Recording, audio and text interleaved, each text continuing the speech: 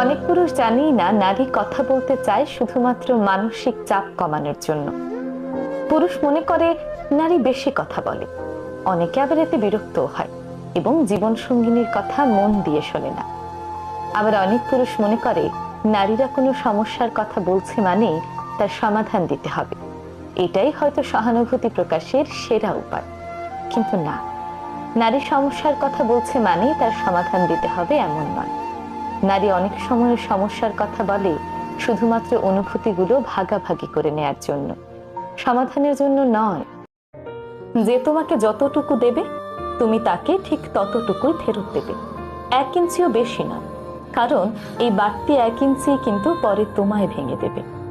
কেউ তোমার জন্য হাঁটু পানিতে নামলে তুমি যদি তার জন্য গলা পানিতে নামো, তাহলে তার আগে তুমি নিজেই ডুবে যাবে।